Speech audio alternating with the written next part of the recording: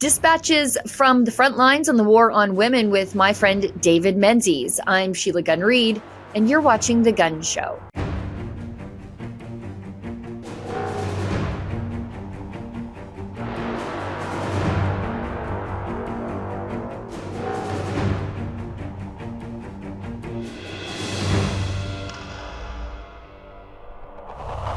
"2023 has been an absolutely wild year in the war on women. You know, the left always talk about the war on women, but they never actually tell you that they're the ones waging it, or at least allowing it to be waged against women and girls. The war on women and what it means to be a woman has moved from just social ID to now women's sports. We've got a whole swath of mediocre, malicious men pretending to be women for the sake of competing against women and now girls, as is the case with Nicholas Cepeda. He's a 50-year-old university educator who now goes by the name Melody, and he competes against 12 and 13-year-old girls in the swimming pool. I mean, the situation unfolding in women's sports in Canada is truly beyond parody. Now, there are a few people shining a light on this issue, but nobody is shining a brighter light or doing a better job in this than my friend David Menzies. And he joins me today to talk about the year that was in the war on women. Take a listen. This free episode of The Gun Show is brought to you by Adam Sos here for Rebel News. You know, our company is growing quickly, and we'd actually like for your company to grow too. That's why this ad space that I'm speaking through right now is actually available for you to purchase. So instead of people listening to me, they could actually be learning about your company, learning about your business. If this interests you, if this is an opportunity you'd like to capitalize on, send us an email at ads@rebelnews.com.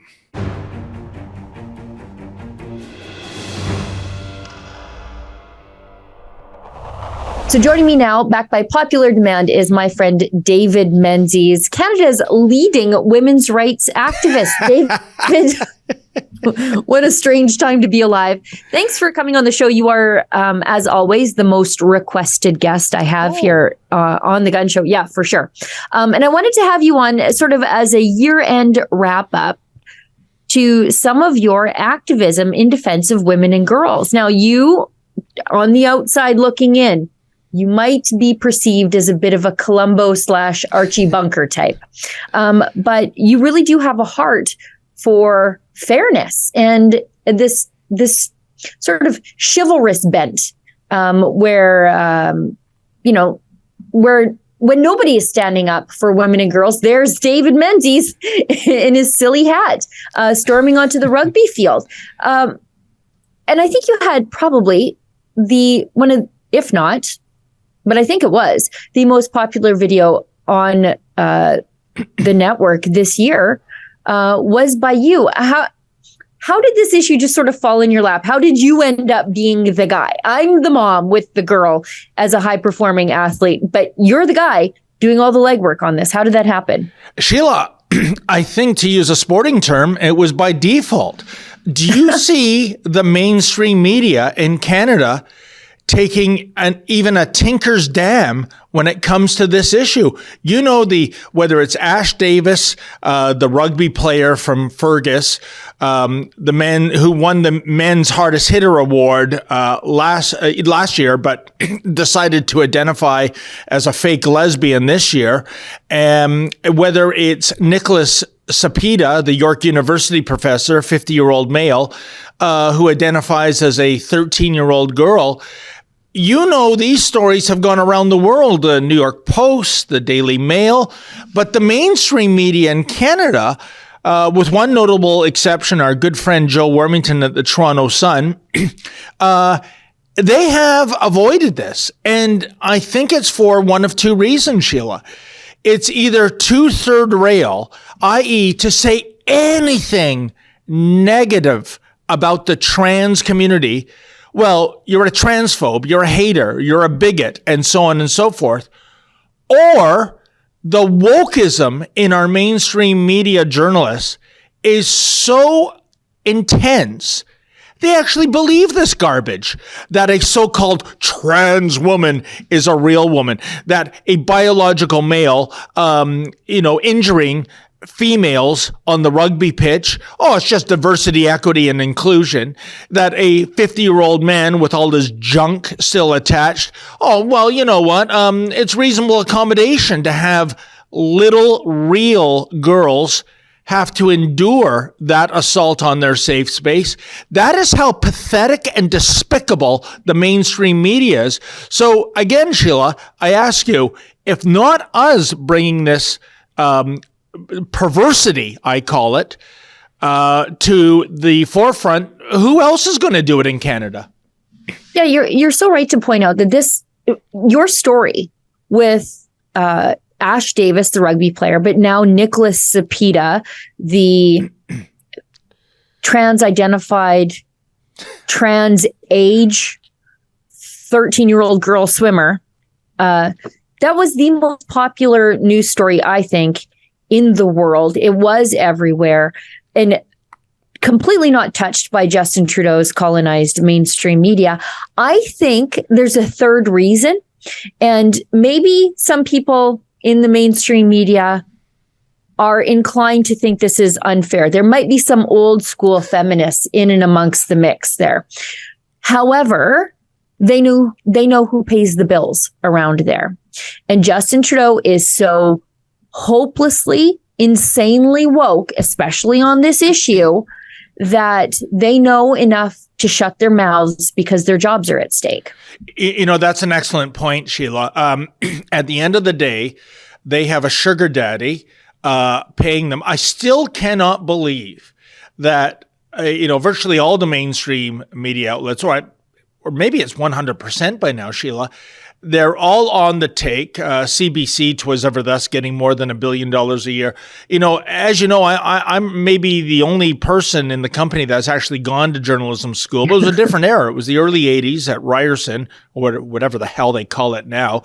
And I can tell you, I would say even back then, Sheila, most of the professors leaned left. But if they were still around today, they would be appalled. They would be disgusted at the ethical and moral breach of the government funding journalists who are supposed to cover the government. I mean, that's an inherent conflict of interest, Sheila. And I think you're right. If I am in a sunset industry, which is journalism, and I'm making a paycheck still, do I really want to rock the boat? I mean, we know blackface is all in when it comes to the radical trans agenda. Do I really want to offend blackface by, standing up for biological women and girls? There's so many other stories to cover, stories that will get, blackface's approval. So you know what? Yeah, let those cranks at Rebel News take care of that. I got a mortgage. I got to buy groceries. I think you're absolutely right. That's how co-opted the media is on this file, Sheila. Yeah, now let's talk about other people who have been co-opted. For example, other women and girls. One of the most outrageous things that I've seen in your reporting on this issue of men taking over women's sports is the women, the response of the women. They seem to be perfectly fine to be hurt, potentially, to have their opportunities stolen. I mean, they formed a human chain around Ash Davis at the rugby field to block you from going near them. And as it turns out, you, a biological male, you were just able to walk through their ladies' human chain, which proves the point of the whole video, right? But, you see Ash Davis with his tree trunk legs and his male pattern baldness, and the women and the girls involved in this are lining up to defend him. They're the chivalrous ones for some reason in this perverse, bizarro world. Sheila, I don't want to come across as a sexist or an ageist. Yeah, well, I don't know. I don't know. Doing these stories, I can tell you that females in their 20s are an enemy to womankind. Yep. I think they have been so indoctrinated that they actually do believe that a trans woman is a real woman. And my goodness, Sheila, unlike Busty Lemieux, the shop teacher, at least he went to an effort to look female, albeit a gross caricature of a female, the wig, the biker shorts, the Z-cup boobs, and so forth. But Ash Davis, Melody Weishart, aka Nicholas Cepeda, they don't even make an effort to even throw a wig on or a pair of earrings. And I will tell you, the most jarring experience for me this year past, Sheila, was going to Fergus, Ontario with ace cameraman Efren Monsanto and encountering that it seemed that every female on the team was on Team Ash Davis. They were hysterical. A couple of them were crying. I know there's no crying in baseball. I guess there's crying in female rugby, but I have never seen it. Well, I saw it firsthand. And what was I doing? Was I hurting them? No, I was just asking insensitive questions by their reckoning. I suffered, F-bombs, insults, even a physical assault. That's just another day at the office for me, really, Sheila. I was rattled by the indoctrination of his teammates, that they saw nothing wrong in this brute pretending to be a female. Much like in the summer when we went to a women's shelter in Windsor, covering the case of Cody Detremont, aka Desiree Anderson, aka the trans cat of Windsor. Not making this up, Sheila, as you know, he, she, it is now identifying as a cat. And the 20-something woman who came out to us, my camera woman and I, and we were on a sidewalk, by the way. We didn't even venture onto the property of the shelter. Once again, trans woman, a real woman, even though Cody Detremont, as soon as he got into the shelter, within days, he was charged by Windsor police for sexually assaulting a female. Holy mackerel. Who saw that coming? Even with that charge, even re-victimizing a woman in what I would say is the ultimate woman's safe space, a shelter, for God's sakes, they were still saying, stop using the wrong pronoun. It's she, and a trans woman is a real woman. Sheila, like I said, whether it's the Fergus Highlanders female players or the staffers at that Windsor shelter, they're all in on this woke garbage that trans women are real women, even when these trans women are a clear and present danger to biological woman. Yeah, we've got an entire generation of women raised on the poison that it is their civic duty as a woman to compromise their health and safety in the name of wokeism. Like they think it is their job to do this. I look at this maybe a little bit more old-fashioned than my female peers, but these are just run-of-the-mill, these dudes, these mediocre dudes invading women's only spaces. These are just your run-of-the-mill misogynists. There's nothing new under the sun. In the before times, these are the guys shoving their wives around because they didn't have dinner on the table when they got home from work. Except now they can abuse women, not just, behind closed doors in the home. They can do it in public by degrading us and embarrassing us and robbing us of our opportunities. If you were a woman hater, what better way to show women how much you hate them than by being a better woman than those women and then having society pat you on the back for your bravery? 100%, Sheila. I mean, if anyone thinks this is diversity, equity, and inclusion, if you think that allowing a male like an Ash Davis to physically injure real women, and let's face it, Sheila, with certain exceptions, such as equestrian and auto racing, 'twas ever thus that males and females, yes, you're correct, were in separate categories for obvious reasons. But if you think that's diversity, equity, and inclusion, no, it's misogyny. It is garden variety hatred of women. I also want to make the point, too, whether it's rugby or swimming, and we're talking about Ash Davis and Nicholas Cepeda, Who cares what David Menzies thinks? Who cares what Rebel News thinks? Okay, that's a fair criticism. Let's talk about the world governing bodies. In the case of rugby, it's World Rugby. In the case of swimming, it's World Aquatics. World Rugby was one of the first organizations, to its credit, I think it goes back to 2020, Sheila, that said, no, a biological male cannot play on a women's team and against women. But here in Canada, Rugby Ontario, Rugby Canada, both of whom are staffed by cowards. They won't even come on the record and give me an interview. No. This is human rights. This is diversity, equity, inclusion. They are defying the world governing body. Same as World Aquatics. Earlier this year, they finally came up with a solution to this problem, Sheila, for these trans swimmers. It's not, you're not going to swim with the males or the females. It's going to be the open or other category. And in October at the World Championships in Berlin, Germany, the other category debuted. And lo and behold, Sheila, guess what? Not a single trans swimmer signed up for the other category. So what I'm saying here, Sheila, is World Aquatics bent over backwards to accommodate these trans athletes. And for them, it's not good enough. We want to be with the real biological woman. That suggests something to me, Sheila, that there's something else going on. Maybe it's about a fetish. Maybe it's not about swimming with other females. It's about getting into the female change room.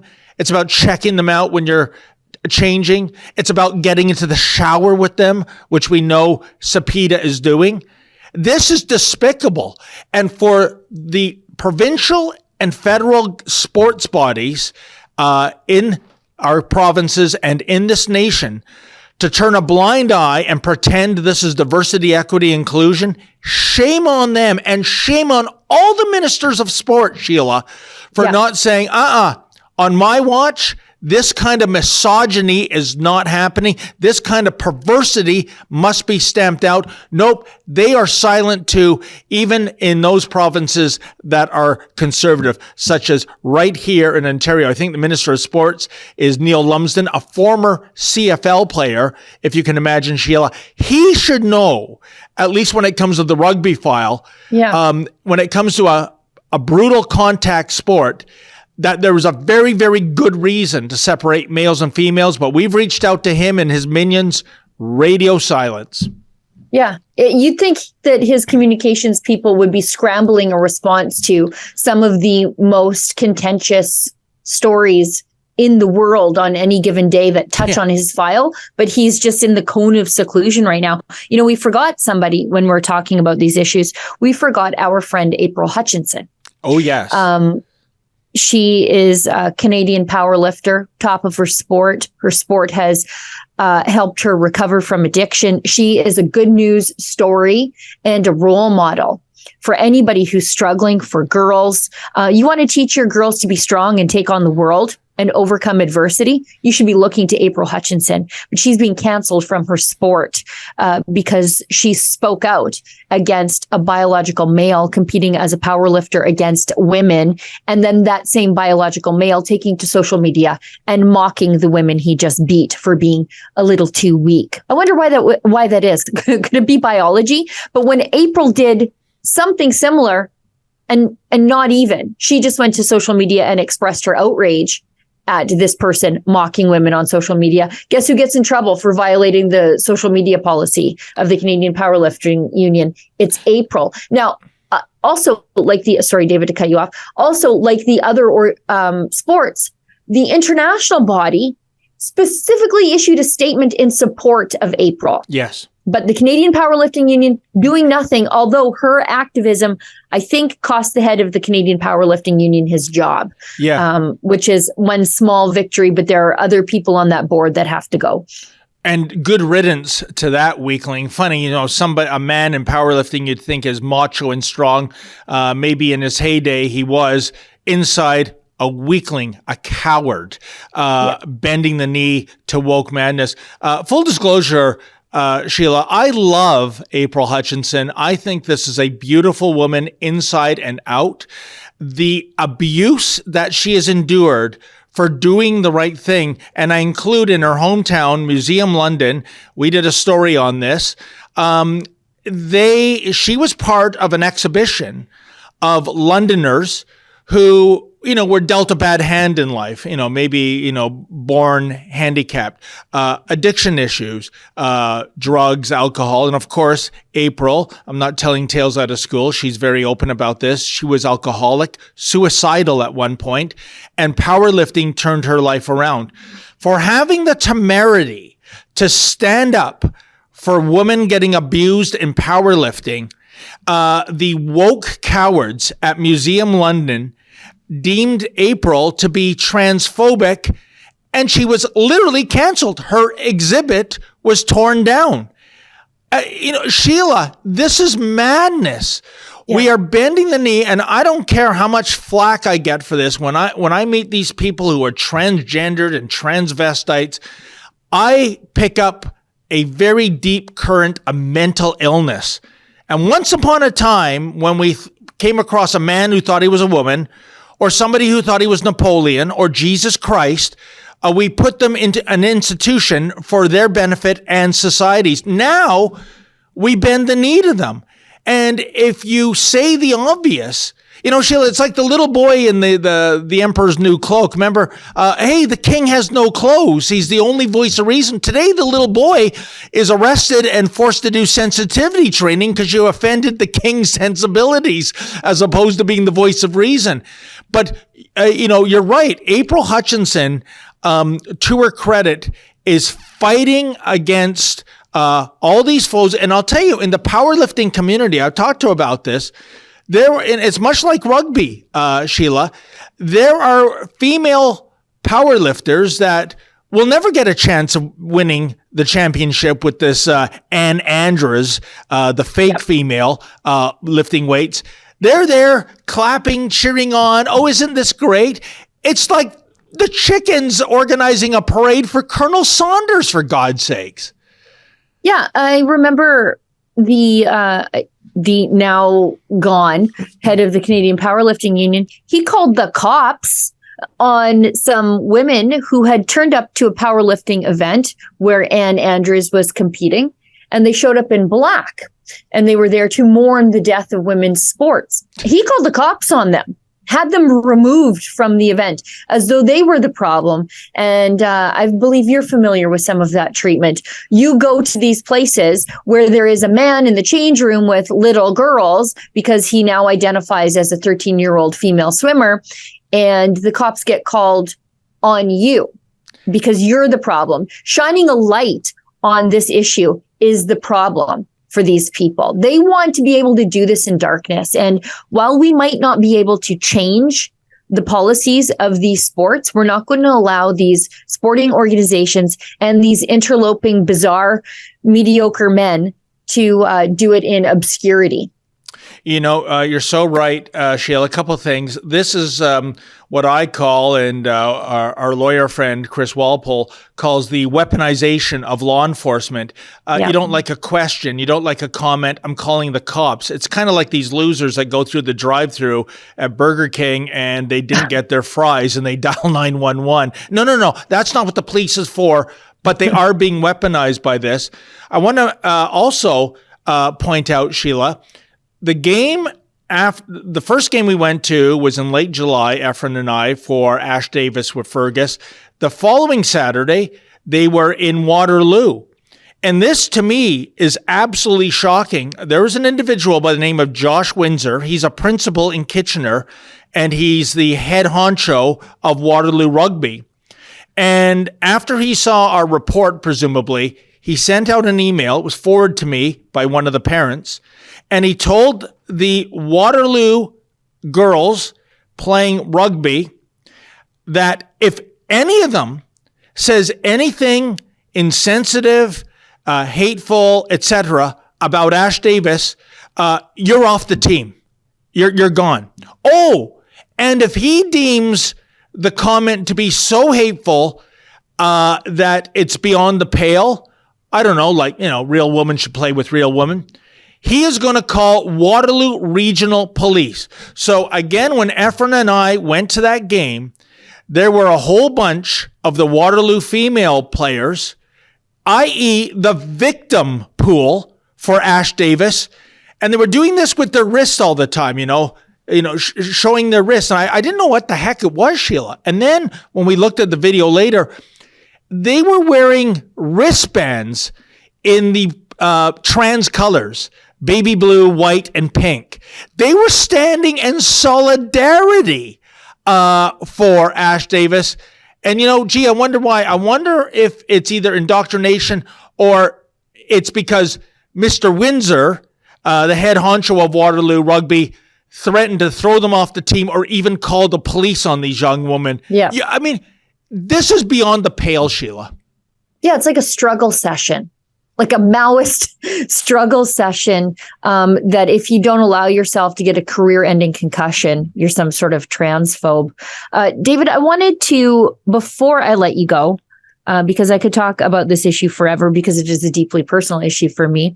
Do you think there's hope looking forward to 2024? I know our American friends look upon what's happening in Canada with the issue of women's sports in horror, but is there hope for Canadians to turn the tide, to save sports for our women and our girls?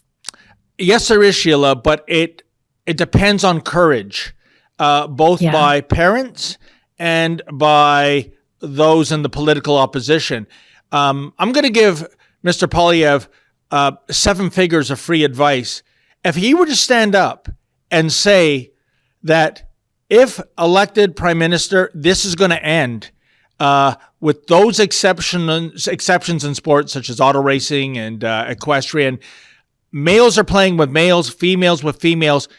I am telling you, Sheila, that more than 99% of the population would applaud that kind of courage. I mean, I can't believe I'm even saying this.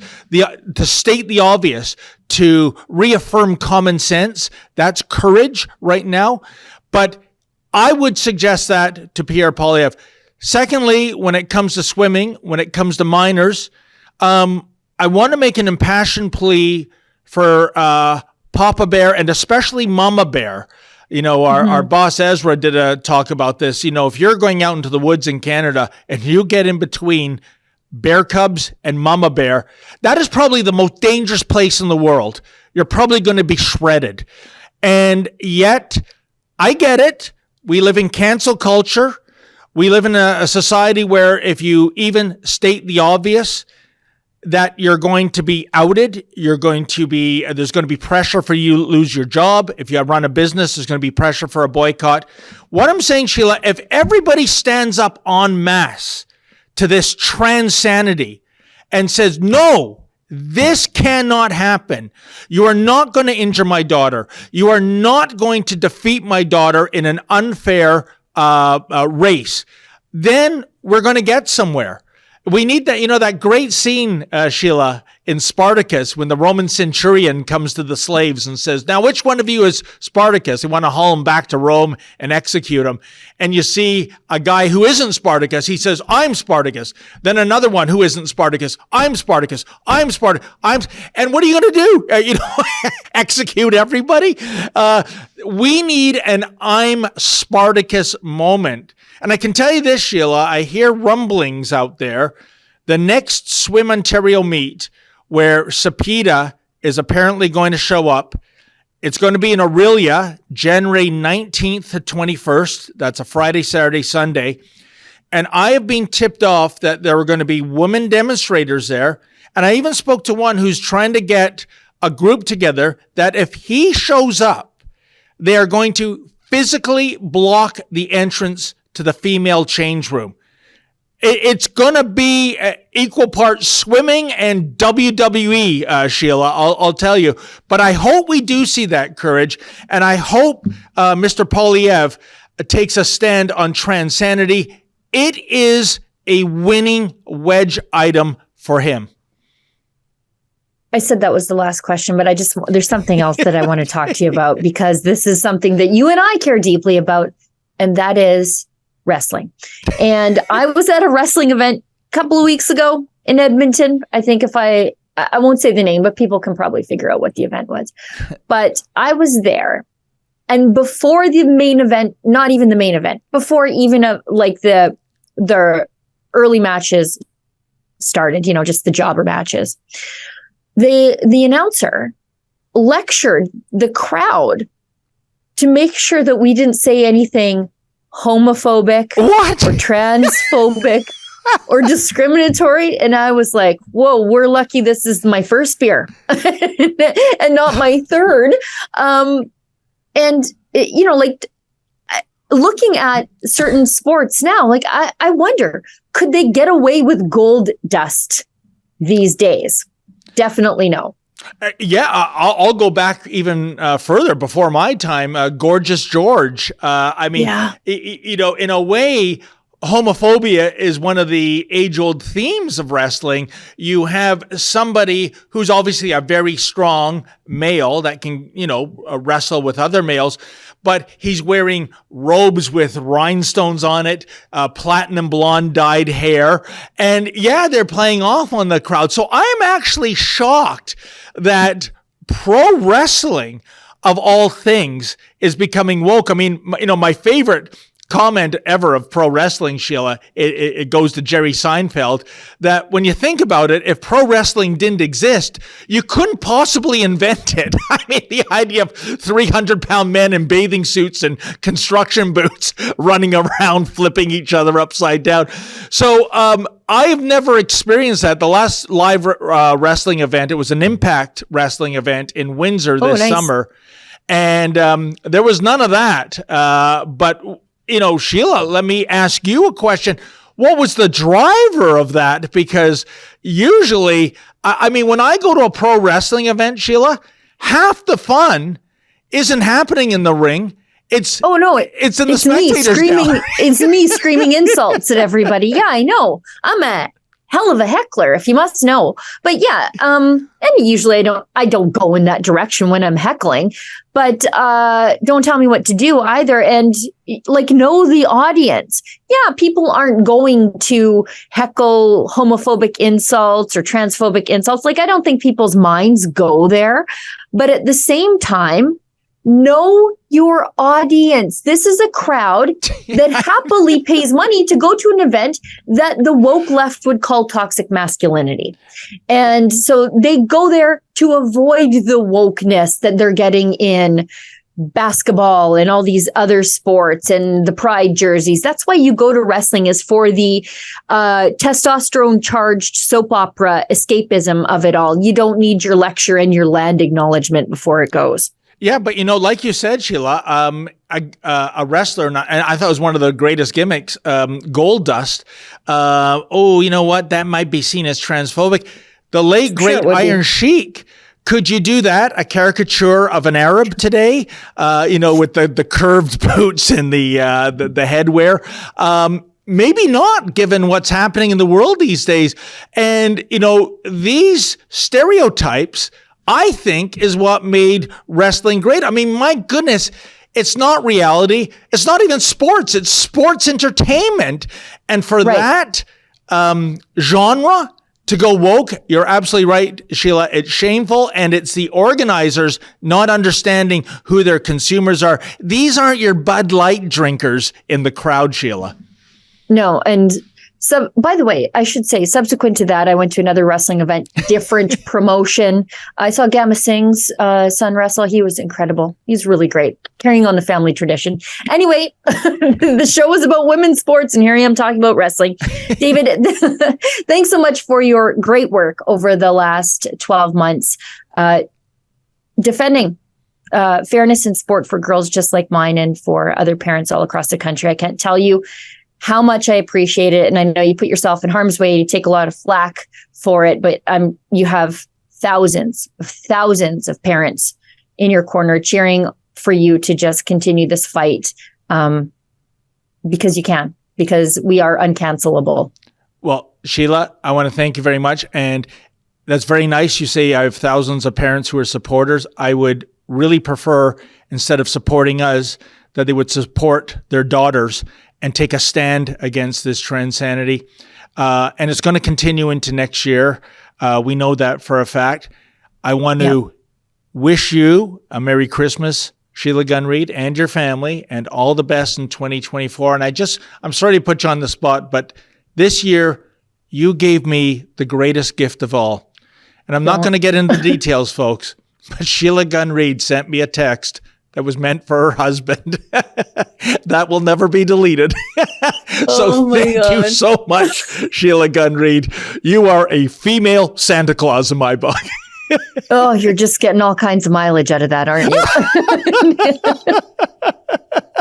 David, Merry Christmas. Thanks for being such a happy warrior, albeit annoying in some instances, and the very best to your family. I know just having you as a husband and father is turmoil enough. And I know Lady Menzies goes through a lot. You're assaulted at work, you're put in danger at work, and also, just living in the same house as you. So Merry Christmas to you and yours. And I can't wait to see what you do in 2024. Merry Christmas, Sheila Gunn Reid, and Merry Christmas to all your viewers. This free episode of The Gun Show is brought to you by my mug.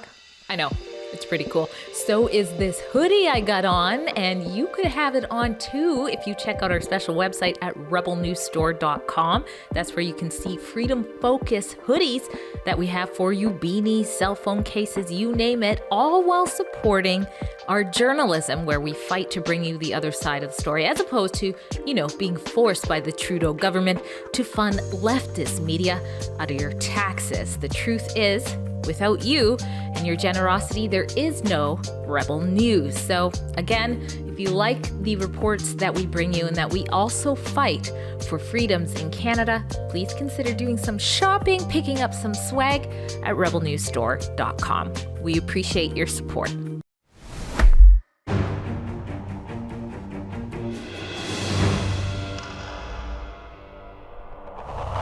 Well, friends, we've come to the portion of the show wherein I invite your viewer feedback. I say this at the end of every show, but I cannot stress it enough because it is so important. It is true that our viewers are the lifeblood of Rebel News. Why?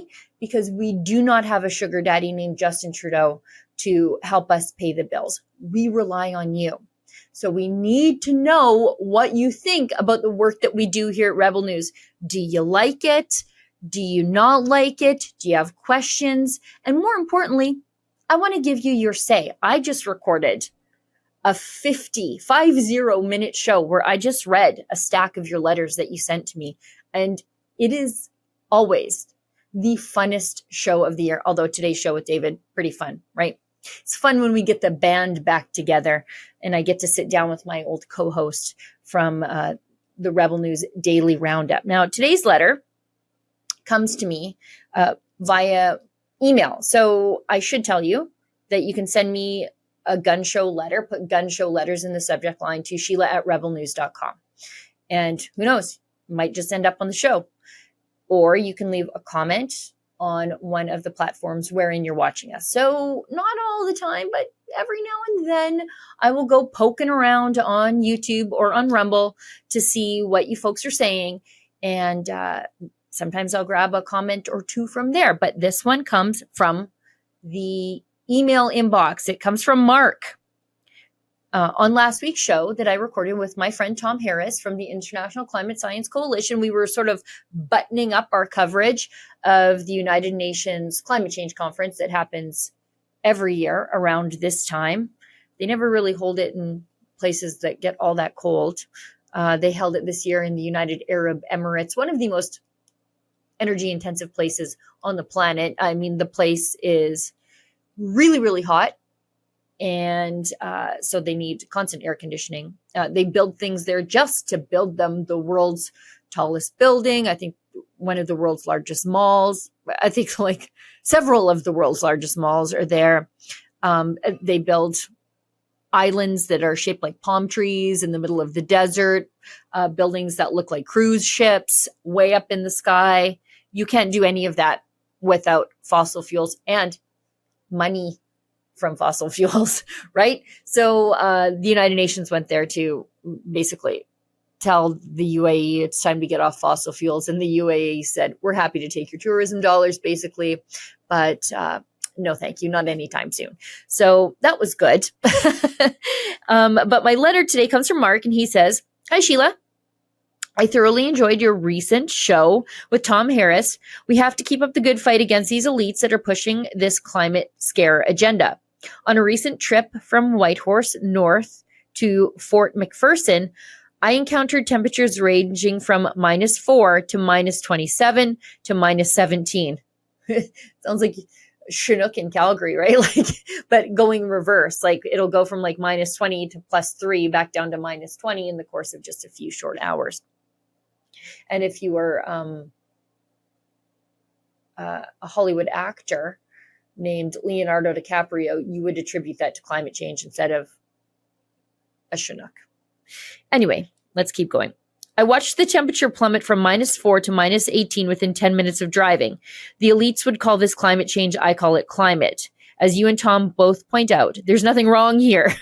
Keep up the great work, and you are making a difference. Cheers, and Merry Christmas. Well, thank you so much, Mark, and Merry Christmas to you, and Merry Christmas to all my viewers and everybody who works for Rebel News around the country and in the office in Toronto. And it is true.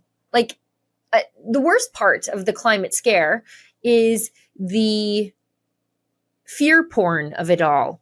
It's one of the reasons I couldn't stand the COVID madness. I don't think you do anybody any good telling them it's time to panic, freak out, get scared, live in complete and total anxiety. I don't think that does anybody any good. And that's why I love the work that they do over at Friends of Science. Michelle Sterling over there, she tells everybody to chill out and calm down. Everything's going to be fine. And you know what? It has been. Every doomsday apocalypse has come and gone. And if there is going to be a doomsday apocalypse, we are humans. And it is so narcissist of us to think that we might be able to stop it. Well, everybody, that's the show for tonight. I think this is the second last show of the year, but it is the last show before Christmas. And as I said, Merry Christmas, everybody. And thank you so much for your viewership over this last year, and hopefully your continued viewership next year. The show wouldn't exist without you, and I just appreciate so much your support of the show, but also of all the work that all of the journalists do here at Rebel News. I know there are lots of places where you could park your money and lots of media companies you could support, and ones that you are forced to support thanks to Justin Trudeau and you choose us, and that means a lot to me. Now, I guess I'll say my tagline for the second last time this year. Remember, don't let the government tell you that you've had too much to think.